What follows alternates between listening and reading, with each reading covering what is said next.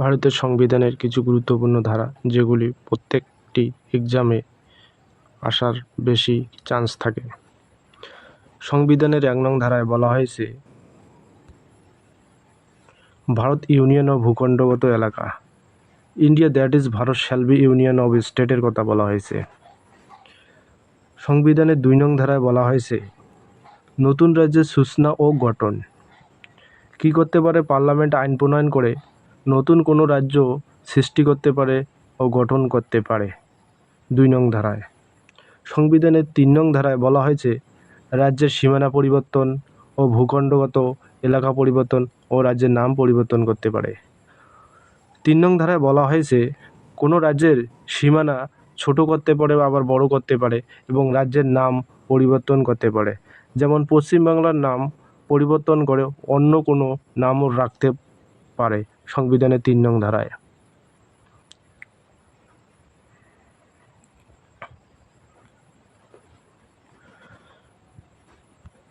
নাগরিকতা ও citizenship 5 থেকে 11 নং ধারায় রয়েছে এবং সংবিধানের 2য় অধ্যায়ে রয়েছে। 14 নং ধারা সাম্যের অধিকারের কথা বলা হয়েছে। সাম্যের অধিকার বলতে সকলকে সমান সুযোগ সুবিধার অধিকারকে বোঝানো হয়েছে। দুটি দৃষ্টিকোণ থেকে বিচার করলে বোঝা যায় যে একটি হচ্ছে আইনের দৃষ্টিতে সাম্য, ব্রিটেন থেকে নেওয়া হয়েছে, যা এটি একটি নেতিবাচক ধারণা। আর আইনের সমান সংরক্ষণ মার্কিন যুক্তরাষ্ট্র বা ইউএস থেকে নেওয়া হয়েছে, এটি একটি ইতিবাচক ধারণা। 15 নং ধারায় বলা হয়েছে রাষ্ট্র, জাতি, ধর্ম, বর্ণ, স্ত্রী পুরুষ ও জন্মস্থান এই 6টির কারণে রাষ্ট্র কী করবে না? বৈষম্যমূলক আচরণ করবে না। সংবিধানের 16 নং ধারায় বলা হয়েছে সরকারি চাকরি নিয়োগের ক্ষেত্রে সকলকে সমান সুযোগ সুবিধা প্রদানের কথা বলা হয়েছে।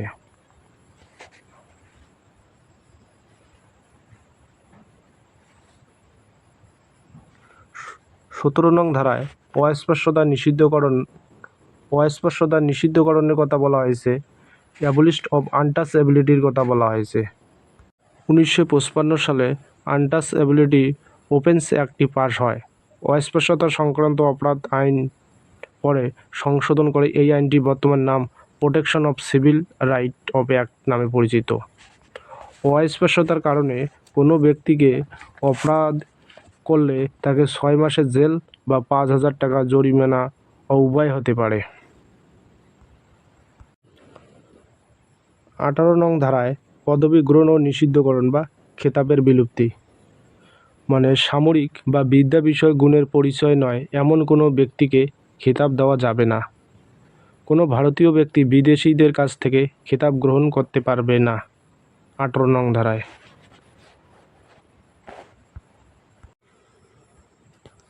19 নং ধারা স্বাধীনতার অধিকার।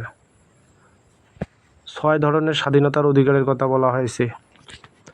1 নম্বর হচ্ছে বাক ও মতামত প্রকাশের স্বাধীনতা। 2 নম্বর হচ্ছে শান্তিপূর্ণ ও নিরস্ত্রভাবে সমবেত হওয়ার অধিকার। 3 নম্বর হচ্ছে সমিতি বা সংঘ গঠনের অধিকার। 4 নম্বর হচ্ছে ভারতের সর্বত্র স্বাধীনভাবে চলাফেরা করার অধিকার। 5 নম্বর হচ্ছে ভারতের ভূখণ্ডে যে কোনো অংশে বসবাস করার অধিকার। 6 নম্বরে যে কোনো বৃত্তি অবলম্বন করা বা যে কোনো উপজীবিকা বা ব্যবসা বাণিজ্য করার অধিকার। এই 6টি অধিকার হলো স্বাধীনতার অধিকার। 21 নং ধারায় জীবন ও ব্যক্তিগত স্বাধীনতা সংরক্ষণের কথা বলা হয়েছে। Protection of life and personal লিবার্টির কথা বলা হয়েছে।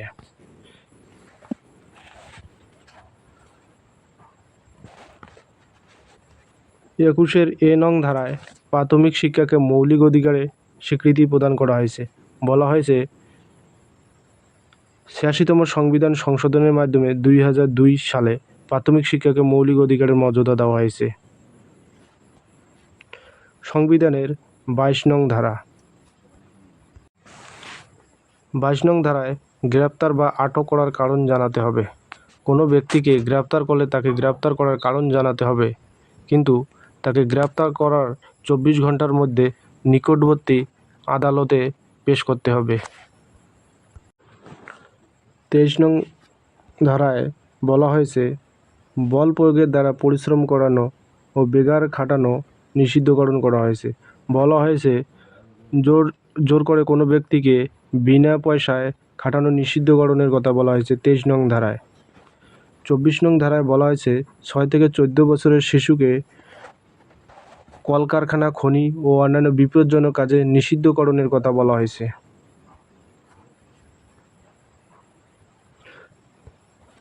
সংবিধানের 32 নং ধারায় বলা হয়েছে শাসনতান্ত্রিক প্রতিবিধানের অধিকার। Doctor B.R.. আম্বেদকর এই 32 নং ধারাকে the heart and the soul of the constitution বলেছেন। 32 নং ধারায় 5 ধরনের লেখ বা রিট জারি করতে পারে সুপ্রিম কোর্ট। হাইকোর্ট 226 নং ধারায় 5 ধরনের লেখ বা রিট জারি করতে পারে। 5 ধরনের লেখ বা রিট হলো: 1 নম্বর বন্দি প্রত্যক্ষীকরণ, 2 নম্বর পরমাদেশ, 3 নম্বর প্রতিষেধ, 4 নম্বর অধিকার ভিক্ষা, 5 নম্বর হচ্ছে উৎপ্রেষণ।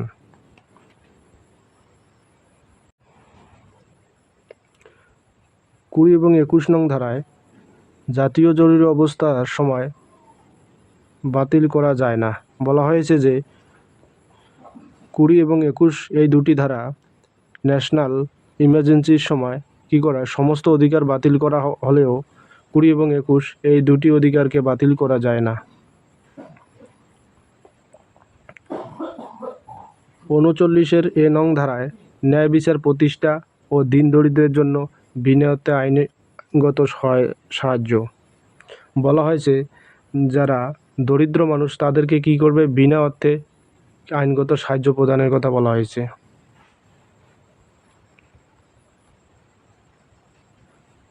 40 নং ধারায় পঞ্চায়েতি রাজ ব্যবস্থার কথা বলা হয়েছে। 43-এর বি নং ধারায় কোঅপারেটিভ সোসাইটির কথা বলা হয়েছে।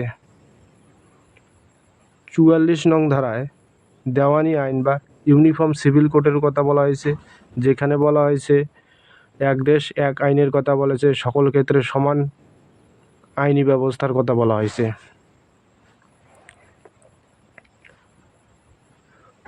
45 নং ধারায় 6 বছরের নিচের শিশুদের শিক্ষাদানের ব্যবস্থার কথা বলা হয়েছে। 48 নং ধারায় কৃষি ব্যবস্থা, পশুপালন রাষ্ট্রবিজ্ঞান সম্মতভাবে গড়ে তুলবে ও গাভী ও গৃহপালিত পশু হত্যার বন্ধ করতে হবে। বলা হয়েছে গাভী ও গৃহপালিত পশুর হত্যা বন্ধ করতে হবে 48 নং ধারায়। 48-এর এ নং ধারায় রাষ্ট্র পরিবেশ, বন ও বন্যপ্রাণী সংরক্ষণ করবে।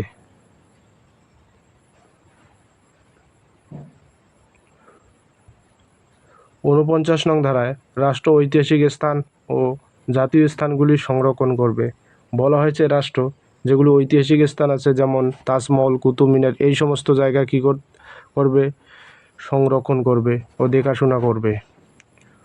50 নং ধারায় বলা হয়েছে বিচার ব্যবস্থা থেকে শাসন ব্যবস্থা মুক্ত থাকবে।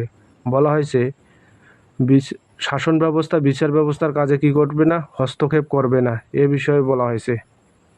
51 নং ধারায় বলা হয়েছে আন্তর্জাতিক শান্তি ও চুক্তি নিরাপত্তা সুনিশ্চিত করবে। বলা হয়েছে আন্তর্জাতিক ক্ষেত্রে যেগুলি চুক্তি ও শান্তি আছে সেগুলিকে কী করবে, রাষ্ট্র তা পালন করবে। 51 এ নং ধারায় মৌলিক কর্তব্যের কথা বলা হয়েছে। ভারতের সংবিধানে 4th অধ্যায়ের এ মৌলিক কর্তব্য রয়েছে।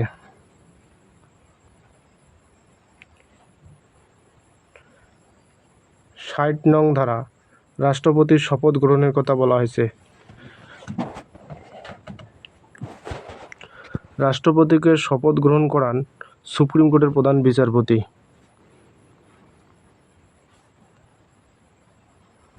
61 নং ধারায় রাষ্ট্রপতি ইমপিচমেন্ট বা পদচ্যুত সংক্রান্তর কথা বলা হয়েছে। বলা হয়েছে যে রাষ্ট্রপতিকে যদি পদচ্যুত করে তার পদ্ধতি হচ্ছে ইমপিচমেন্ট 61 নং ধারায়। 72 নং ধারায় বলা হয়েছে রাষ্ট্রপতি ক্ষমা প্রদর্শন করার ক্ষমতা প্রদান করা যায়, পার্ডনস পাওয়ার। ক্ষমা প্রদর্শন বলতে এখানে কোনো মৃত্যুদণ্ড ব্যক্তিকে রাষ্ট্রপতি কী করেন, মৃত্যুদণ্ড হ্রাস করতে পারেন।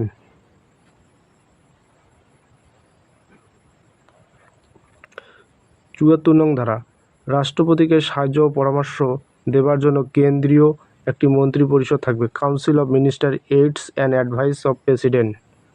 কিন্তু কাউন্সিল অফ মিনিস্টার বা মন্ত্রী পরিষদের পরামর্শ নিতে রাষ্ট্রপতি বাধ্য থাকবেন না। 76 নং ধারা বলা আছে ভারতে একজন অ্যাটর্নি জেনারেল থাকবে, অ্যাডভোকেট জেনারেল ফর ইন্ডিয়া।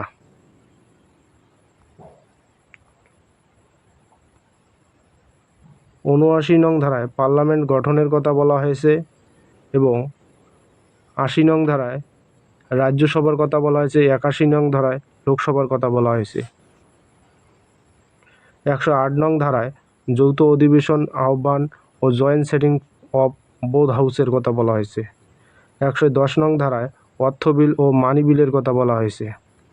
124 নং ধারায় ভারতের সুপ্রিম কোর্টের গঠনের কথা বলা হয়েছে।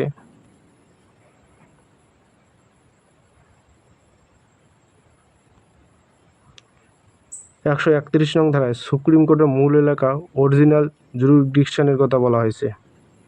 148 নং ধারায় ভারতে একজন নিয়ন্ত্রক ও মহানায়ক পরীক্ষক থাকবে, comptroller and auditor general of India, CAG সংক্ষেপে।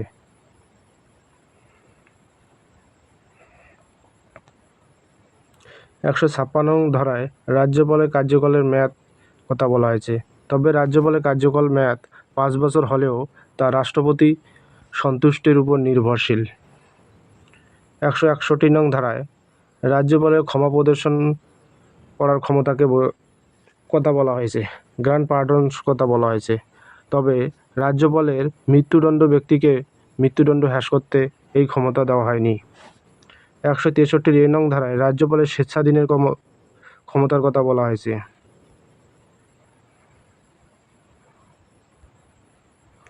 163 নং ধারায় রাজ্যপালকে সাহায্য ও পরামর্শ দানের জন্য মুখ্যমন্ত্রীর নেতৃত্বে একটি মন্ত্রী পরিষদ থাকবে। 165 নং ধারায় অ্যাডভোকেট জেনারেল ফর স্টেটের কথা বলা হয়েছে। 214 নং ধারায় হাইকোর্টের কথা বলা হয়েছে।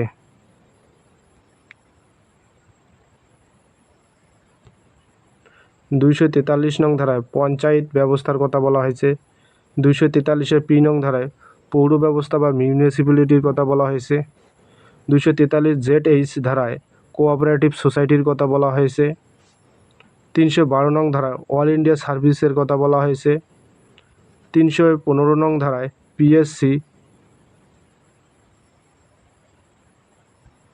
PSC বা পাবলিক সার্ভিস কমিশনের কথা বলা হয়েছে। 324 নং ধারায় নির্বাচন কমিশন বা ইলেকশন কমিশনের কথা বলা হয়েছে।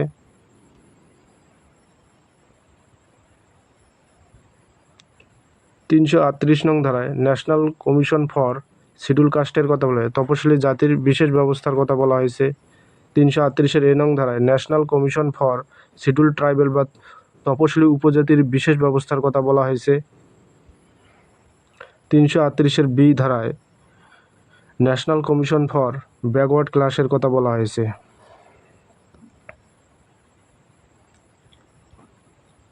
352 নং ধারায় জাতীয় জরুরি অবস্থার কথা বলা হয়েছে, ন্যাশনাল ইমার্জেন্সির কথা বলা হয়েছে। আজ পর্যন্ত ভারতে 3বার জাতীয় জরুরি অবস্থা ঘোষণা করা হয়েছে। 1962 সালে ভারত চীনের যুদ্ধ, 1971 সালে ভারত পাকিস্তানের যুদ্ধ এবং আভ্যন্তরীণ গোলযোগের জন্য প্রধানমন্ত্রী ইন্দিরা গান্ধী 1975 সালে জাতীয় জরুরি অবস্থা লাগু করেন। 356 নং ধারা রাজ্যের শাসনতান্ত্রিক অচলাবস্থা ও রাষ্ট্রপতি শাসন ও প্রেসিডেন্ট রুল। যখন কোনো রাজ্যের মুখ্যমন্ত্রী তার শাসন অচল হয়ে পড়ে তখন সেই রাজ্যে কি রাষ্ট্রপতি শাসন লাগু করা হয় বা প্রেসিডেন্ট রুল লাগু করা হয়।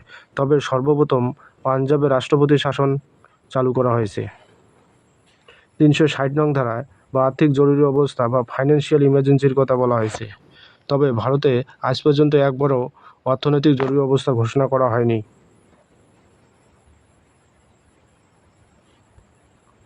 Thank you. যদি ভিডিওটি ভালো লাগে তাহলে লাইক, শেয়ার এবং সাবস্ক্রাইব করে রাখবে।